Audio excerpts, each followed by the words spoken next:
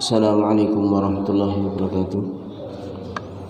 Innal hamdalillah nahmaduhu wa nasta'inuhu wa nastaghfiruh wa natubu ilayhi wa na'udzu billahi min shururi anfusina wa sayyiati a'malina. Man yahdihillahu fala mudilla lahu wa man yudlil fala hadiya lahu. Asyhadu an la ilaha illallah wahdahu la syarika lah wa asyhadu anna Muhammadan 'abduhu wa rasuluh sallallahu alaihi wa ala alihi wa ashabihi wa man tabi'ahum bi ihsan ila yaumil qiyamah. يا أيها الذين آمنوا اتقوا الله حق تقاته ولا تموتن إلا وأنتم مسلمون يا أيها الناس اتقوا ربكم الذي خلقكم من نفس واحدة وخلق منها زوجها وبث منهما رجالا كثيرا ونساء واتقوا الله الذي تساءلون به والأرحام إن الله كان عليكم رقيبا يا أيها الذين آمنوا اتقوا الله وقولوا قولا سديدا يصلح لكم أعمالكم ويغفر لكم ذنوبكم ومن يطع الله ورسوله فقد فاز فوزا عظيما. أما بعد فإن أصدق الحديث كتاب الله وخير الهدي هدي محمد صلى الله عليه وسلم وشر الأمور محدثاتها وكل محدثة بدعة وكل بدعة ضلالة وكل ضلالة في النار. Jamaah salat Isya rahimani wa rahmakumullah yang dirahmati Allah Subhanahu wa taala dan saya cintai karena Allah Subhanahu wa taala. Alhamdulillah kita dipertemukan kembali oleh Allah Subhanahu wa taala di kesempatan yang berbahagia ini, dan mudah-mudahan pertemuan kita kali ini diberkahi oleh Allah Subhanahu wa taala dan menjadi salah satu amal soleh yang dicintai oleh Allah Subhanahu wa taala, terutama di 10 hari pertama bulan Dzulhijjah, ya, yaitu kita dalam rangka zikrullah, yaitu berzikir mengingat Allah Subhanahu wa taala dengan bermajelis ta'lim, yaitu membacakan ayat-ayat Allah Subhanahu wa taala dan juga hadis-hadis Nabi sallallahu alaihi wasallam, ya, dan ini diantara makna zikrullah, ya. Baik. Oleh karena itu kita selaku orang yang beriman kepada Allah dan Rasulnya, maka sudah menjadi kewajiban kita untuk senantiasa menuntut ilmu, karena menuntut ilmu ini merupakan kewajiban bagi kita, dan ini merupakan jalan yang paling mempercepat dan mempermudah seorang untuk menuju surganya Allah Subhanahu wa taala. Sebagaimana Rasulullah sallallahu alaihi wasallam bersabda, "Man salaka tariqan yaltamisu fihi ilman sahhalallahu lahu bihi tariqan ilal jannah." Barang siapa yang berjalan menuntut ilmu, maka yaitu ilmu syar'i, ya, ilmu agama, maka Allah Subhanahu wa taala akan mempermudah dengan ilmu tersebut yang dia cari tersebut jalan menuju surganya Allah Subhanahu wa taala. Dan juga Rasulullah sallallahu alaihi wasallam bersabda, "Talabul ilmi fardhatun ala kulli muslim." Menuntut ilmu itu merupakan kewajiban bagi setiap muslim, laki-laki maupun perempuan, besar, kecil, ya, tua, muda, semuanya diwajibkan menuntut ilmu. Dan menuntut ilmu ini yang diwajibkan oleh Rasulullah sallallahu alaihi wasallam, yaitu seorang berusaha untuk mendatangi majelis-majelis ta'lim. Inilah yang diwajibkan. Allah Subhanahu wa taala tidak mewajibkan seseorang untuk pandai. Artinya dia tidak diwajibkan pandai di dalam menuntut ilmu. Itu hasil yang Allah Subhanahu wa taala bedakan satu dengan yang lainnya. Allah Subhanahu wa taala berikan keutamaan satu dengan yang lainnya dengan kepandaian, ya. Akan tapi kewajiban menuntut ilmu itu diwajibkan bagi semuanya. Baik orang tersebut dikatakan taruhlah bodoh ataupun pandai, semuanya wajib menuntut ilmu, ya. Oleh karenanya minimalnya seorang yang mungkin ngaji sudah bertahun-tahun, dia sudah berusaha bermajelis taklim bertahun-tahun, tapi ternyata pemahamannya, kepandaiannya itu hanya standar saja, maka jangan berkecil hati. Surga itu bukan hanya untuk orang yang pandai, tapi untuk orang yang benar-benar mau berusaha di dalam menuntut ilmu. Bisa jadi dia hanya faham ya kewajiban-kewajiban yang dibebankan kepada dirinya, dalil pun gak hafal gak, dia berusaha menghafalkan tapi ternyata gak hafal ya. Dia adalah tipe orang mungkin yang lambat hafal, cepat hilang ya, tipe yang paling minimal, tapi senantiasa thalabul ilmi, maka bisa jadi dia mendapatkan keutamaan dengan Allah Subhanahu wa taala memasukkan dirinya ke dalam surga karena usahanya yang gigih, walaupun dia dari hasil keilmuan tidak pandai. Oleh karena itu Allah Subhanahu wa taala mewajibkan bukan membebani seorang hamba untuk pandai, tapi membebani seorang hamba itu untuk thalabul ilmi, untuk berusaha. Man salaka tariqan ya, yaitu orang yang menempuh jalan yaltamisu fihi ilman, untuk mencari ilmu syar'i ya, tidak disyaratkan pandai. Allah tidak mensyaratkan pandai di dalam menuntut ilmu, karena kepandaian itu anugerah dari Allah Subhanahu wa taala. Tapi Allah mensyaratkan, yaitu siapa yang menempuh jalan, yang berusaha ya untuk thalabul ilmi ya. Oleh karena itu semuanya wajib menuntut ilmu, apapun hasilnya nanti. Hatta seorang itu tidak berhasil di dalam menuntut ilmu, dalam artian mungkin dia tidak jadi orang yang tidak menjadi ulama, tidak menjadi seorang ustadz atau yang lainnya dari kedudukan thalabul ilmi, tapi dia gigih di dalam menuntut ilmu dan dia mengamalkan apa yang dia ketahui, maka dia sudah termasuk dalam kategori orang yang berjalan di dalam mencari ilmu, dan insya Allah Allah akan mudahkan jalannya menuju surganya Allah Subhanahu wa taala. Taib. Karena ilmu ini sangatlah penting ya. Ilmu ini sangatlah penting. Makanya ketika seorang itu thalabul ilmi, maka yang pertama kali adalah untuk dirinya. Ya, untuk dirinya. Oleh karena itu Imam Ahmad sampai mengatakan, laulal ilmu lakana an-nasu kal bahaim. Seandainya bukan karena ilmu, manusia itu benar-benar seperti binatang, akan menjadi seperti binatang. Ini kalau bukan karena ilmu agama. Dan ini kita lihat kenyataan ya. Misalnya seorang yang enggak punya ilmu ya, secara tabiat saja binatang itu ya Pak, binatang jantan kalau mengetahui binatang betina, apa yang dilakukan? Nafsu gitu Pak ya. Nah, mesti niku. Nah, mesti. Niku tabiat niku Pak. Ya. Dan tabiat itu wonten ten binatang nggih manusia. Ya.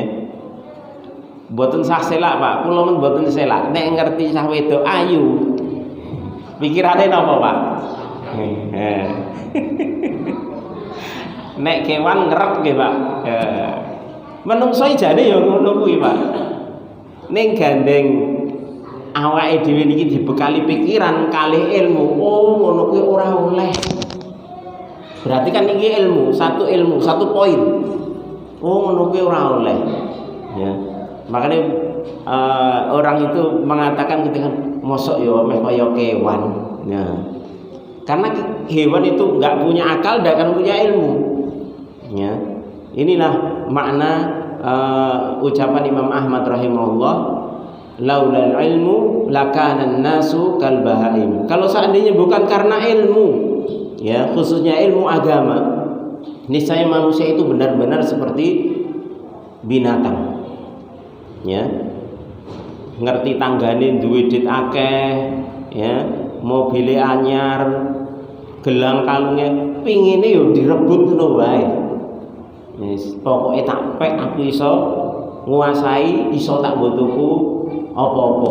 Pingine. Kuwi tabiat itu. Tabiat manusia seperti itu. Nek ngerti sing apik mesti kepengin. Ngerti tanggane duwe bojo ayu ya kepengin to, Pak. Iya ta? Wis. Nganti enek ungkapan tak enteni rondomu. Masyaallah. Kuwi nek ora ngelingi ilmu, Pak. Ya, wis tenan. Ya, makanya ilmu itu pentingnya di situ, mencegah seseorang dari perbuatan keji dan mungkar. Bahkan pikiran pun bisa dikontrol dengan ilmu. Ya, baru berpikir jelek saja, kalau kita punya ilmu, masya Allah, astagfirullah, kita istighfar. Ya, itulah pentingnya ilmu. Kenapa kita harus senantiasa terus ya bermajelis ilmu? Bahkan kata para ulama, ilmu itu lebih dibutuhkan manusia daripada makan minum, Pak. Kalau makan minum sekali makan kenyang, untuk nanti berapa jam lagi baru makan lagi, nggak masalah. Tapi kalau ilmu itu seperti nafas, setiap detik butuh, ya setiap detik butuh. Ya itu tadi contohnya. Lihat apa, sesuatu apa, mesti punya keinginan untuk memiliki sesuatu yang menarik. Ya, entah itu punya orang atau istilahnya itu sesuatu yang haram, ya mesti ingin menikmati. Tapi karena kita punya ilmu, itu yang mencegah kita dari perbuatan yang tidak baik tersebut. Ya, baik. Kemudian sebelum kita mulai kajian melanjutkan kitab ini tentang masalah adab, ya. Saya ingin menyinggung tentang amalan yang sebentar lagi kita laksanakan, yaitu masalah saum yaumi Arafah, yaitu puasa hari Arafah. Ini kita tanggal pinten, Pak? Sing ngertos sinten?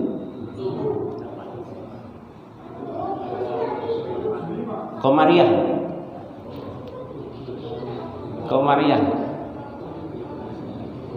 Nah, Hijriyah 8. Berarti besok 9.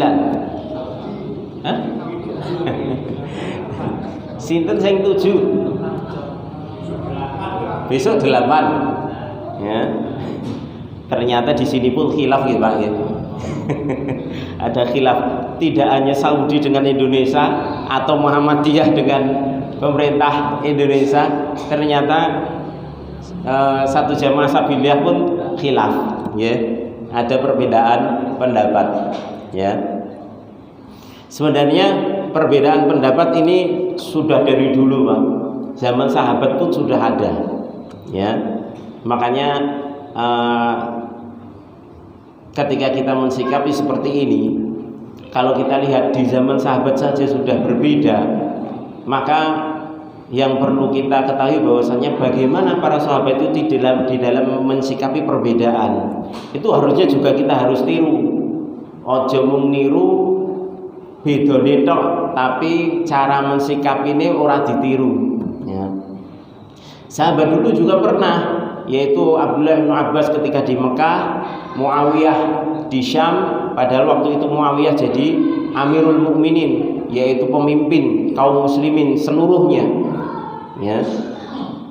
Muawiyah berpuasa ketika di Syam itu Jumatnya, karena malam Jumat sudah lihat hilal. Abdullah bin Abbas yang sepupu Nabi SAW, beliau berpuasa hari Sabtunya, karena malam Sabtu dia baru lihat hilal, ya, di Madinah, ya, di Madinah, ya, baru lihat hilalnya, ya. Maka ketika Muawiyah berpuasa, Abdullah bin Abbas belum berpuasa, ya, belum berpuasa, baru puasa hari Sabtunya. Demikian ketika selesai demikian, ya, Muawiyah sudah melihat hilal, Abdullah bin Abbas belum melihat hari setelahnya, dan hari raya beda, dan itu biasa Pak. Ya, sahabat yang lain mengetahui hal itu biasa, ya, karena mereka paham. Jelas ini memang ada perbedaan, namanya tempatnya jauh, apalagi selisih waktunya lama, ya, nggak mungkin bisa sama. Tapi ada juga yang berpendapat, bahkan ini pendapatnya jumhur, yaitu kebanyakan para ulama, bahwasanya tidak dianggap perbedaan di dalam melihat hilal, di dalam tempat melihat hilal itu tidak ada perbedaan.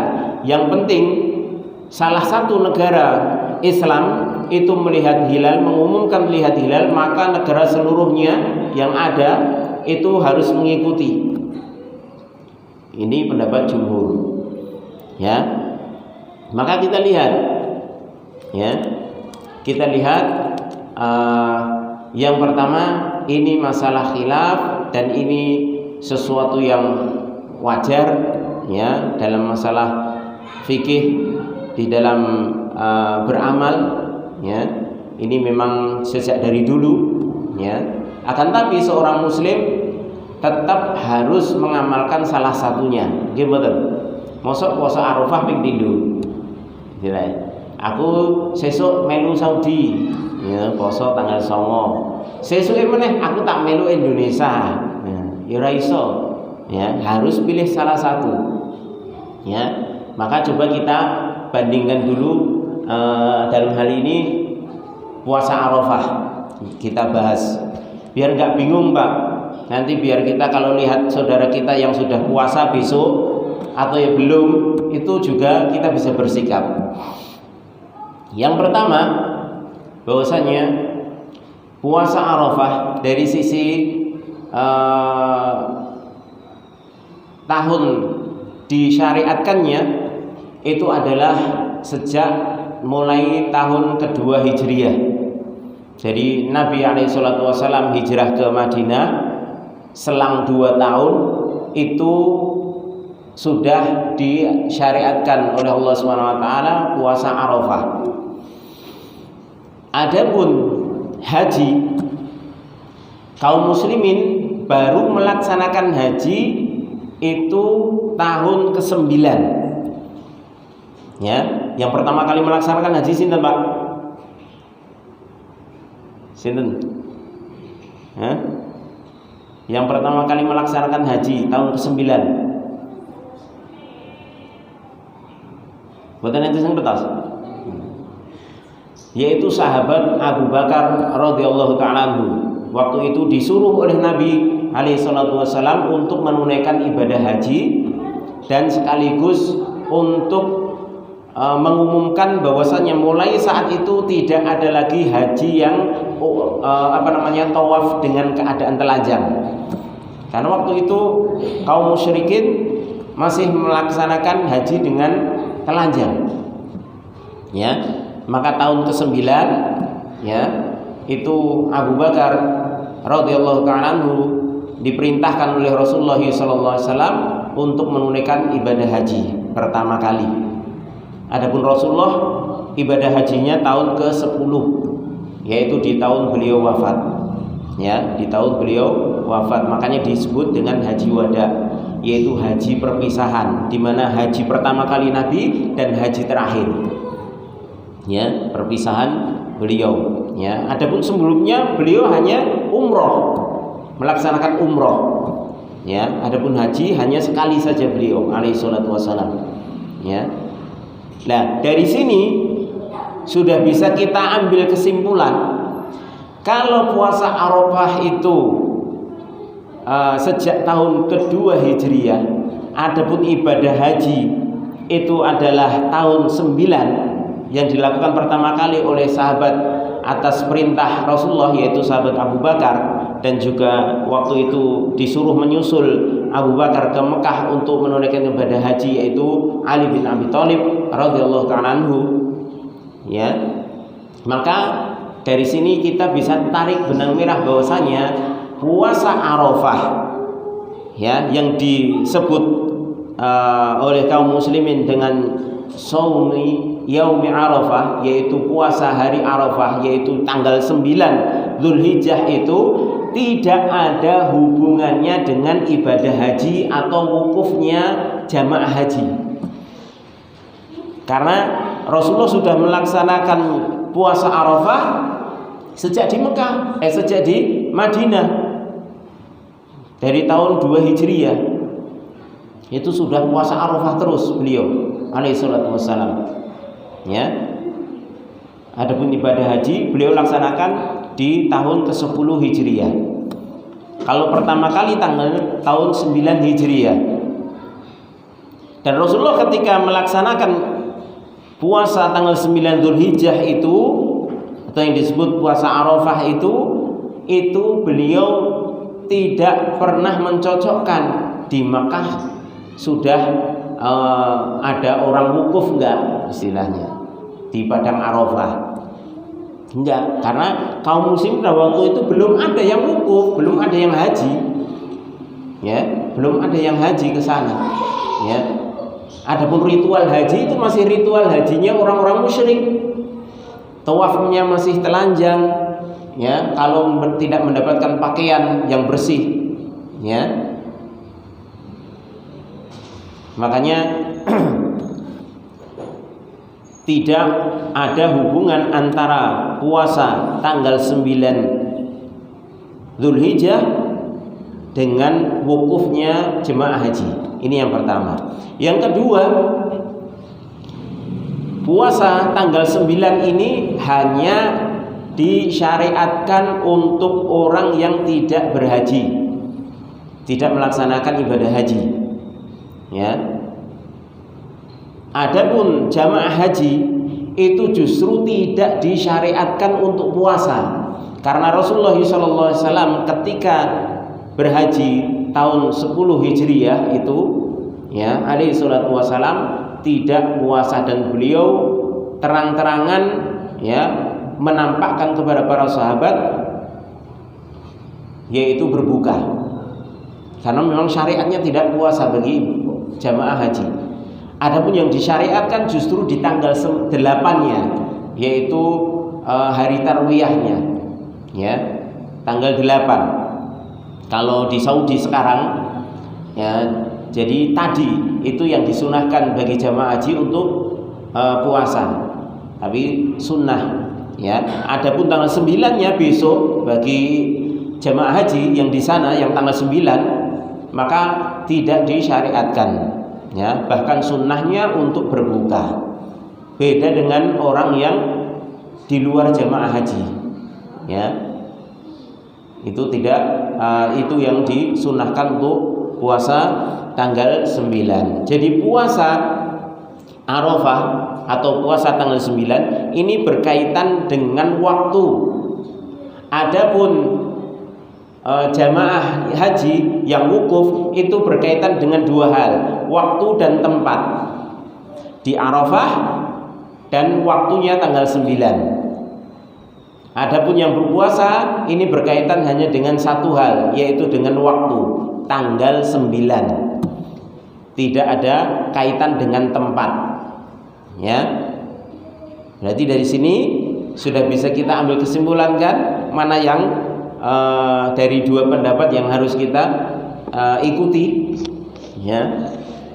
Jadi ru'yatul hilal itu sesuai dengan matlaknya sendiri-sendiri, tempat di mana dia menetapnya, ya. Dan ini insya Allah yang lebih kuat, ya. Bahkan ulama Saudi sendiri pun menyarankan untuk masing-masing negeri kaum muslimin apabila difasilitasi oleh pemerintahnya di dalam ru'yatul hilal, maka hendaknya mengikuti pemerintah setempat, ya.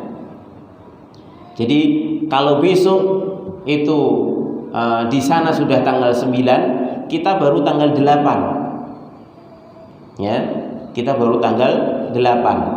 Adapun hari Sabtu di sana sudah tanggal 10, nggak ada masalah, di sana sudah hari raya. Kita baru tanggal 9 Dan kita disyariatkan puasa tanggal 9 Dzulhijjah atau disebut dengan puasa Arafah. Ya, dengan puasa Arafah. Adapun penyebutan puasa Arafah itu memang karena Rasulullah SAW ya, itu ketika ibadah haji ya, disebut dengan puasa Arafah ya, karena zaman dulu sebagian sahabat ada yang berpuasa karena sudah kebiasaan di Madinah. Ketika ikut haji wada itu ada yang puasa, makanya salah satu sahabiah itu memberikan minum kepada Nabi SAW di padang Arafah waktu itu untuk menentukan, memastikan ini tetap disyariatkan puasa atau enggak, gitu loh, bagi jamaah haji. Makanya Rasulullah kemudian meminumnya apa yang diberikan oleh sahabiah tersebut. Ini menunjukkan bahwasanya orang yang haji tidak disyariatkan puasa di tanggal 9-nya. Adapun yang di luar itu tetap disyariatkan dan itu berhubungan dengan tanggal, dengan waktunya, bukan dengan masalah wukufnya ibadah haji. Karena ini sudah berbeda amalan. Amalannya sudah sendiri-sendiri masing-masing ya. Dan jelas bahwasanya masing-masing tempat itu ketika berbeda dengan waktu yang selisihnya cukup lama, maka masing-masing itu berhak menentukan matlaknya sendiri-sendiri ya. Tapi sekali lagi ini masalah khilaf dan ini masalah yang luas ya. Maka jangan ada orang yang mengatakan mosok poso Arafah kok tanggal 9 kono wis tanggal 10, apa hajine iki hajine Nusantara apa piye. Ini menghina saudaranya yang berpuasa di tanggal 9 yang bertepatan di sana tanggal 10. Ini juga nggak boleh. Ini justru akan menimbulkan kebencian, permusuhan. Ya. Sama juga nanti yang puasa tanggal 9 hari Sabtu, jangan juga memvonis saudaranya, ini nggak taat sama pemerintah, ya pemberontak. Ini lebih parah juga ini. Ini juga nggak boleh, karena ini masalah khilafiyah, ya masalah khilafiyah, ya. Dan satu hal yang paling penting, ini amalan ini adalah amalan sunnah, ya. Taruhlah orang nggak mau puasa Arafah, nggak ada masalah, ya. Hitungan rugi atau tidak itu nanti, tapi secara hukum nggak ada masalah, ya. Amalan sunnah nggak ada masalah. Kenapa harus satu sama lain mencap dengan gelaran-gelaran yang sangat menyakitkan, ya, yang menyelisihi pemerintah karena ikut satu matlak dengan Saudi dianggap tidak taat, ya, tidak taat dengan pemerintah. Ini juga keliru. Yang ikut pemerintah tidak ikut Saudi dianggap memang hajimu di Indonesia. Nah, ini saya dengar sendiri kalimat-kalimat seperti ini banyak sekali di medsos itu berseliweran, ya. Memangnya haji itu di Indonesia, kok sana sudah lebaran atau sana wukuf, sini belum puasa, ya. Sini nanti puasa, sana padahal sudah hari raya, ya.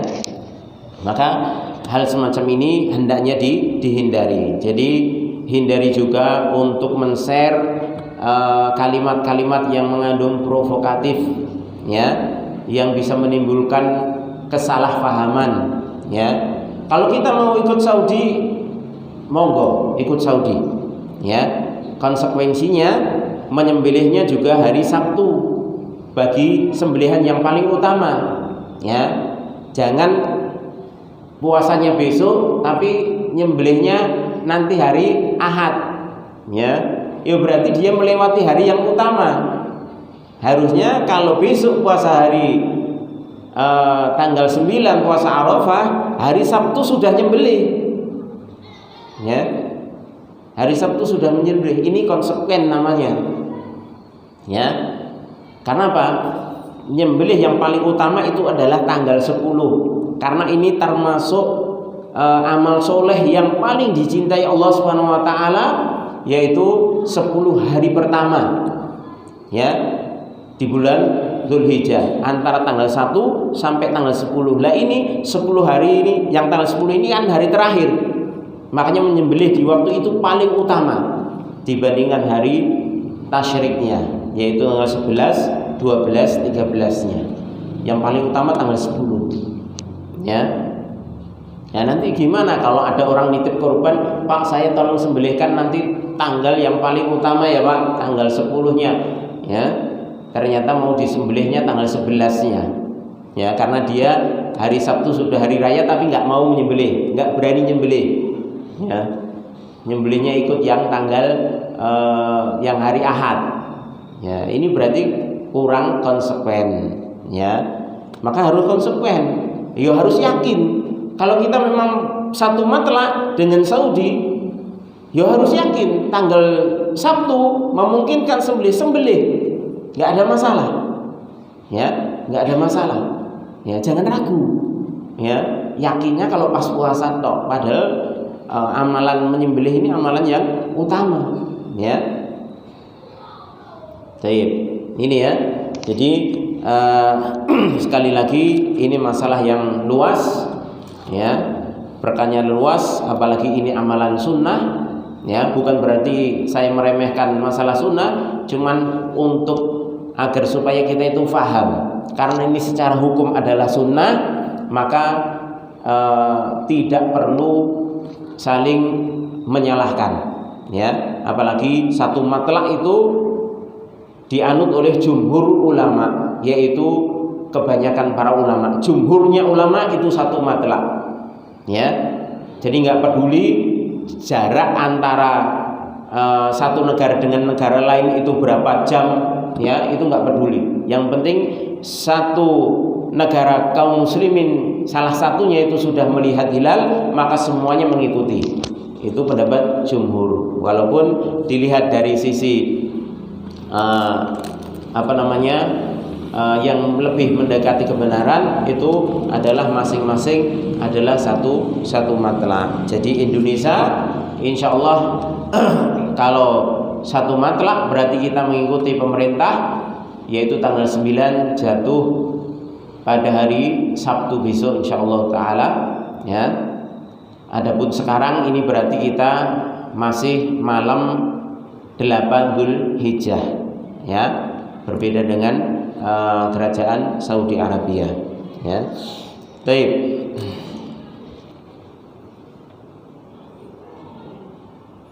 Pun paham nggih? Terus nggih. Ya.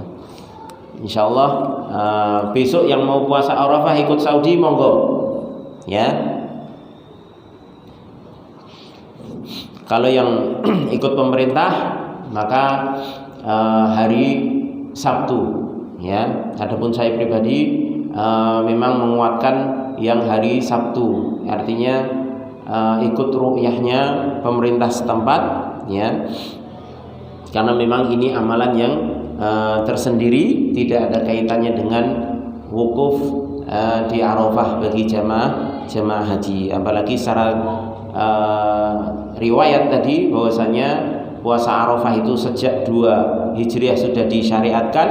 Adapun haji itu di awal pertama kali kaum muslimin melaksanakan haji itu tanggal 9, ya. Adapun Rasulullah tahun ke-9, adapun Rasulullah sallallahu alaihi wasallam itu tahun ke-10 di akhir hayat beliau alaihi salatu wasallam. Baik, kita lanjutkan pembahasan kita tentang masalah adab dan akhlak mulia yang disyariatkan. Pada pertemuan yang lalu kita sampai pada hukum memberi salam kepada lawan jenis, di mana penulis menyampaikan bahwasannya dimakruhkan memberi salam kepada wanita yang masih muda, ya, dimakruhkan memberi salam kepada wanita yang masih muda dan tidak mengapa dengan wanita tua, dan juga wanita yang memang keluar untuk memenuhi kebutuhannya, walaupun wanita itu masih muda. Ya, walaupun wanita itu masih muda, asalkan dia keluar untuk memenuhi kebutuhannya yang harus dipenuhinya, seperti jual beli, ya, atau dia menjadi pegawai, ya, harus keluar, ya, harus salam dengan pemilik perusahaan misalnya, atau pemilik tokonya, ya, yang dia membeli di situ, maka ini nggak apa-apa, kata penulis. Tapi kemarin sudah dikasih catatan bahwasanya illahnya, alasannya bukan masalah tua, muda, atau punya kebutuhan, tapi itu menimbulkan fitnah atau tidak, ya. Kalau muda jelas menimbulkan fitnah, ya. Tapi kalau tua, maka ini juga relatif, ya. Tua anggapane cah nom, tapi ya gini pada tua nih. Ini juga jadi permasalahan. Makanya ini relatif.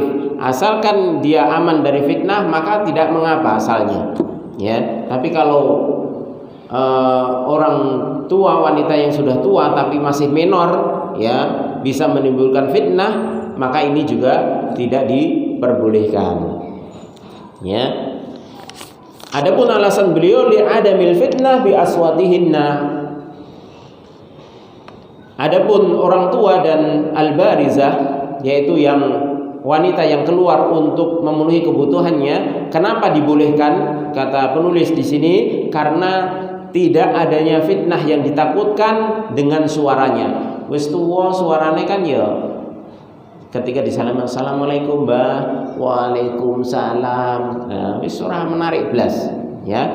Nah, ini enggak ada masalah. Wali'annal barzah, adapun al-barzah yaitu wanita yang keluar untuk kebutuhannya, tahtaju ila salam 'alaiha, yang dia membutuhkan salam, ya. Warad di salamiha, dan dia butuh untuk membalas salam, dia butuh untuk disalami, dan juga dia butuh untuk menjawab salamnya. Adapun walil hajah ta'thirun bidzalika, adapun ketika sesuatu itu dibutuhkan, maka dia mempunyai pengaruh, ya, di dalam salam tersebut, atau pengaruh di dalam masalah hukumnya, ya. Jadi karena ada kebutuhan. Ini sebagaimana kata penulis, li jawazin nazar ila wajhil mar'ah li syahid, bolehnya memandang wajah wanita bagi saksi, ya. Jadi orang yang bersaksi, kalau dia menjadi saksi dan ternyata yang dipersaksikan adalah wanita, maka dia mendapatkan udzur syar'i untuk melihat wajahnya, ya. Karena kalau ditanya, kamu hafal orangnya, hafal Pak Hakim, ya, yang mana? Ya, kalau pakai apa istilahnya penutup, ya nggak bisa, ya, istilahnya, ya. Maka dibolehkan secara syariat, ini rukhsah, ya. Agar supaya dia bisa benar-benar menegakkan persaksiannya, ya.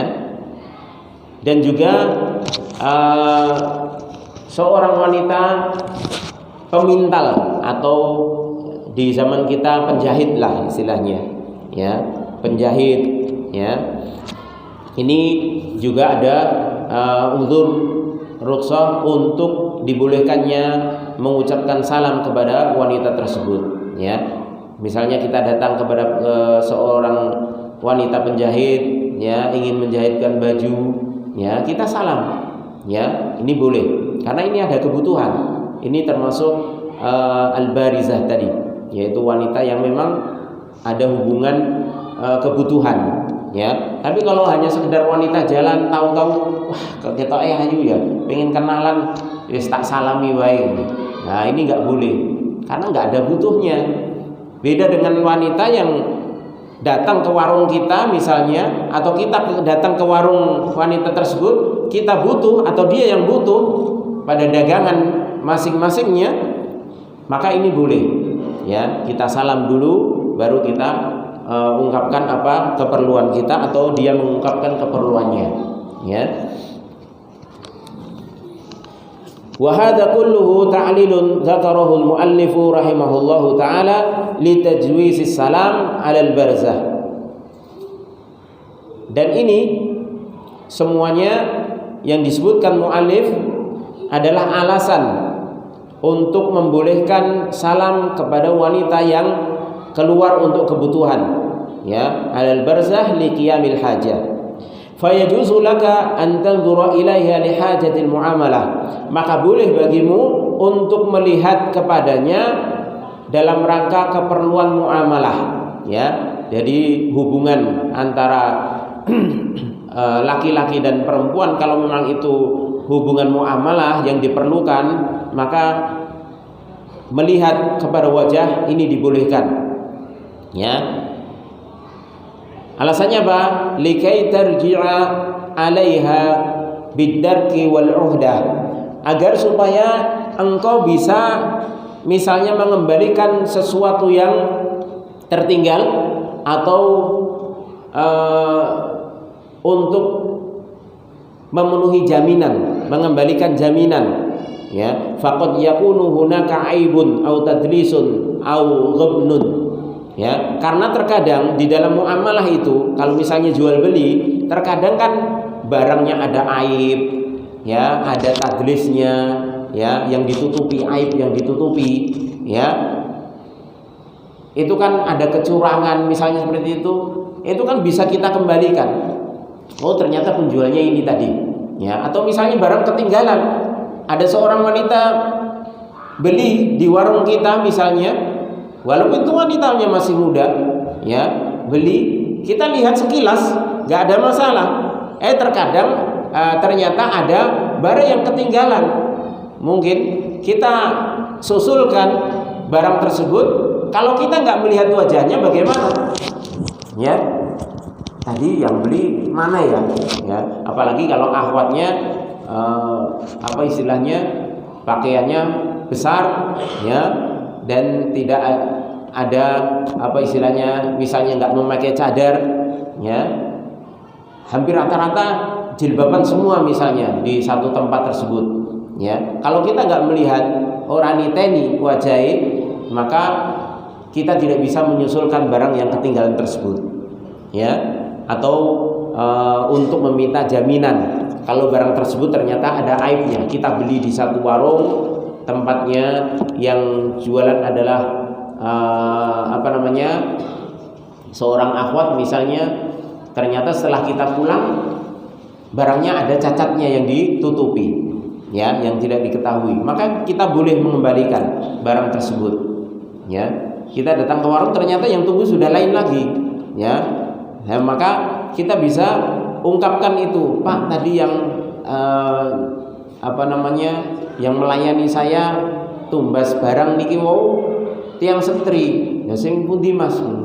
Anak kula sing setri kathah e. Nah, padahal kalau nggak ada bukti biasanya nggak mau, ya. Maka bisa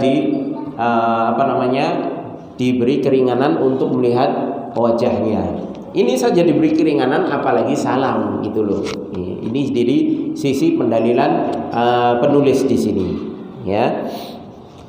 Wa hadhil barzah allati barazat wa ba'at washtarat ma'aka, dan wanita yang keluar ini yang untuk memenuhi kebutuhan tersebut, al-barzah, seperti dia mau berjualan atau membeli sesuatu, ya, artinya muamalah dengan dirimu, ya, la budda an tusallima 'alaiha, maka sudah seharusnya engkau memberi salam dulu kepadanya, liwujudil hajah, karena adanya kebutuhan. Datang ke warung kita, ya, atau kita datang ke warung dia, kita ingin beli sesuatu, maka hendaknya kalau kita tahu itu muslimah, ya kita salami dulu, ya. Aja ujug-ujug kula nuwun. Ini kan ada kebutuhan. Assalamualaikum tumbas, ya. Itu lebih baik, ya. Qiyasan ala annahu yajuzu laka an tanzura ila wajhiha biwujudil hajah. Ini dikiaskan tentang bolehnya engkau melihat kepada wajah wanita tersebut karena adanya kebutuhan. Seperti tadi, saksi. Ya, bagi saksi atau untuk niteni. Nah, barangnya ketinggalan disusulke gen ngerti. Oh, ki sing duwe barang mau, sing tuku ning nggon aku mau. Ya, nek ora dingeti ya repot. Nek enek ketinggalan wah ora ngerti. Padahal dudu wong kono. Ya, nek wong kono asli genah. Suarane wis hafal. Oh ki fulan, fulanah ya. Ya. Baik. Wa hadha madhhab ilaihi al-muallif rahimahullahu taala. Wa ra'yul malikiyah annahu la yajuzu an-nadharu ilaiha min ajli syahada wa awil muamalah. Wa idza ihtija ila dhalika yumkinu an yakuna hunaka mu'arrifun. Ya, ini tadi pendapatnya penulis. Tapi penulis ini kan madhabnya Hambali. Ya, adapun Malikiyah, madhab Maliki ini berbeda. Kalau madhab Maliki nggak boleh, tetap nggak boleh. Walaupun saksi, walaupun muamalah tetap nggak boleh. Ya, sekali lagi ini perbedaan pendapat para ulama. Ya, adapun Malikiyah itu mengatakan tetap nggak boleh, mau saksi, mau muamalah, jual beli tetap nggak boleh melihat wajah. Ya, salam juga harus hati-hati, nggak boleh. Ya, kalau terjadi fitnah maka nggak boleh. Ini Malikiyah. Lalu bagaimana kalau dibutuhkan?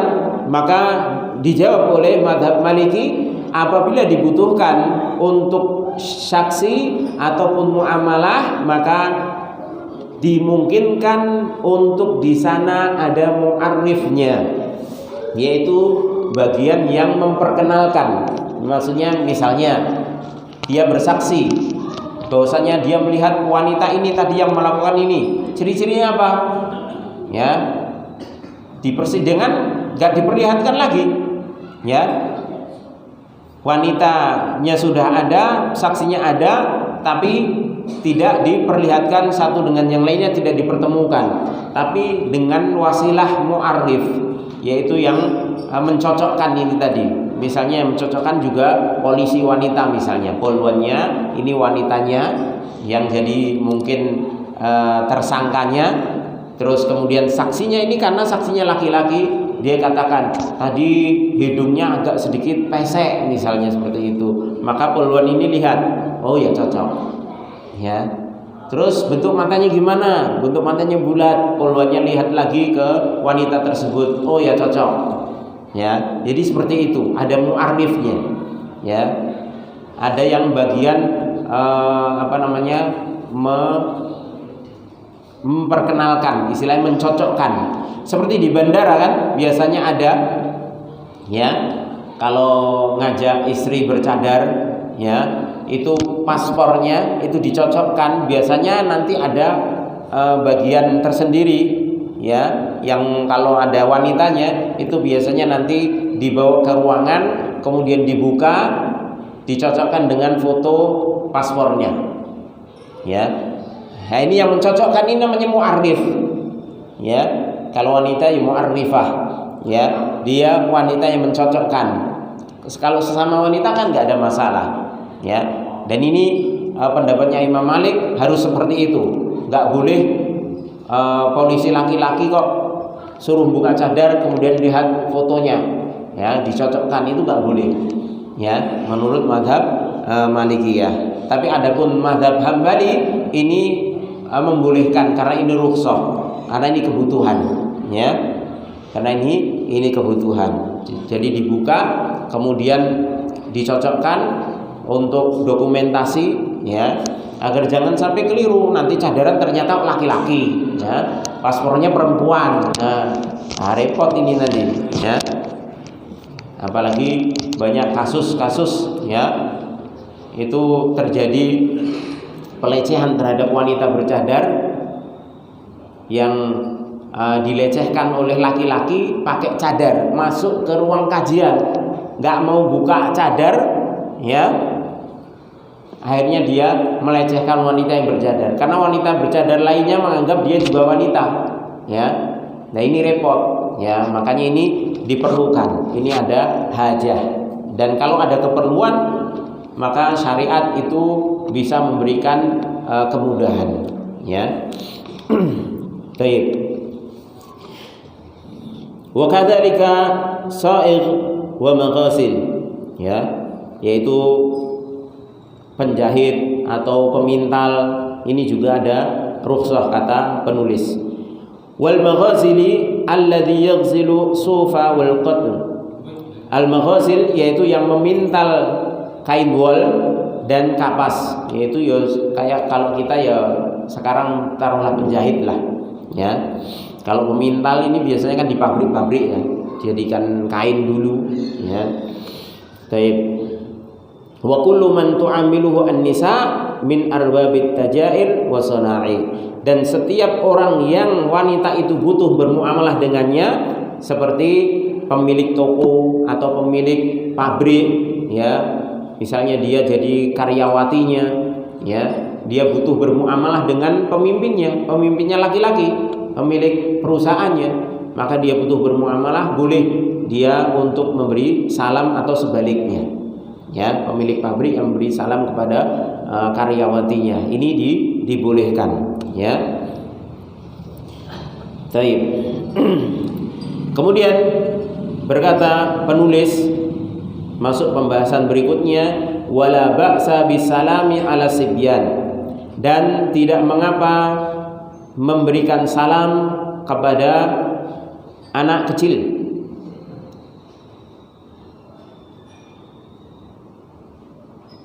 Memberikan salam kepada anak kecil.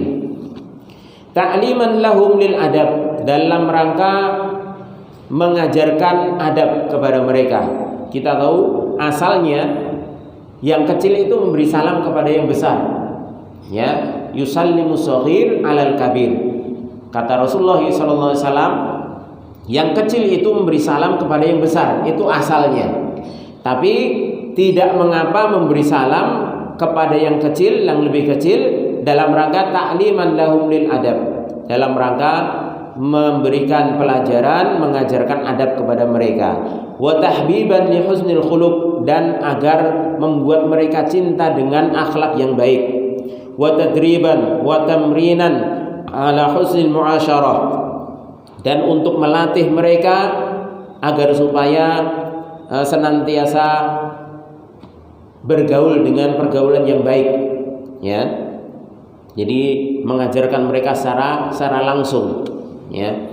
Qala al-muallif rahimahullah, berkata penulis rahimahullah di sini, la ba'sa, kalimat la ba'sa bisalam ala sibyan, kalimat la ba'sa wa dhahiru kalamihi innahu mubahun. Zahirnya menurut beliau hukumnya mubah memberi salam kepada anak kecil, ini zahirnya kalimat la ba'sa. Wa hadza fihi nadhar, akan tapi kalimat ini perlu dicermati lagi, diteliti lagi. Wasawab, dan yang benar adalah anna salama ala sibyan mustahabbun li annahu sunnah, bahwasanya memberi salam kepada anak kecil hukumnya sama, mustahab, karena ini bagian dari sunnah juga, ya. Walaupun memang asalnya anak kecil salam kepada yang lebih besar, tapi kalau yang lebih besar salam dulu kepada anak kecil dalam rangka mengajari adab tadi, ya, agar membiasakan anak kecil, ya, dengan perbuatan akhlak yang baik, maka ini juga sunnah, bukan hanya mubah, ya, tapi sunnah, karena kembali kepada hukum salam, ya. Memulai salam adalah sunnah ainiyah atau sunnah kifaiyah, ya. Sunnah ainiyah yaitu ketika dia sendiri dia memulai salam, maka sunnah ainiyah. Kalau dia lebih dari satu orang, 2, 3 atau seterusnya, maka sunnah kifaiyah.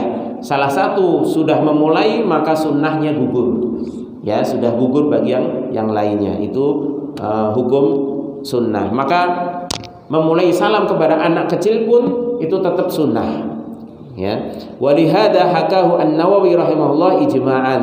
Oleh karenanya Imam An-Nawawi rahimahullah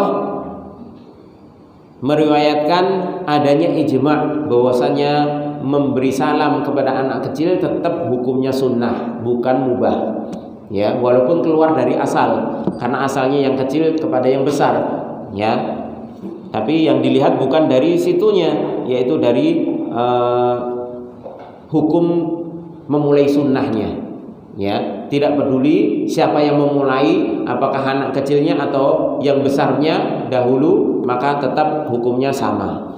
Wasawab an yuqal yustahabbu salamu ala sibyan, dan yang benar adalah disunahkan salam kepada yang kecil, kepada anak kecil, karena adanya hadis dari Anas bin Malik radhiyallahu ta'ala anhu anna Nabiy sallallahu alaihi wasallam marra bi sibyan yal'abuna fasallama alaihim, bahwasanya Nabi sallallahu alaihi wasallam pernah satu hari melewati anak-anak kecil yang sedang bermain, kemudian Rasulullah sallallahu alaihi wasallam memberi salam kepada mereka. Hadis ini diriwayatkan oleh Imam An-Nasa'i di dalam Sunan Al-Kubra. Ya. Ini hukumnya memberi salam kepada anak kecil tetap disunahkan, ya. Apalagi anak kecil kan belum tahu adab, ya. Makanya kita salam. Nanti kalau kita sering salam kepada anak kecil, nanti lama-kelamaan kalau kita ketemu lagi, anak itu yang salam dulu kepada kita biasanya, karena sudah kebiasaan, ya. Dan itu kenyataannya seperti itu. Anak itu karena belum tahu, ya, adabnya itu bagaimana. Kalau dikasih hanya sekedar teori, biasanya nggak paham. Tapi kalau praktek, ya, secara tidak langsung, ya, dipraktekkan gitu, setiap kali ketemu kita salami, ya, sekali, dua kali, tiga kali, terus, ya, sampai mereka terbiasa. Akhirnya ketemu kita salam dulu, ya, bahkan dari kejauhan kita sudah disalami terlebih dahulu, ya, seperti itu, ya. Jadi tetap sunnah hukumnya.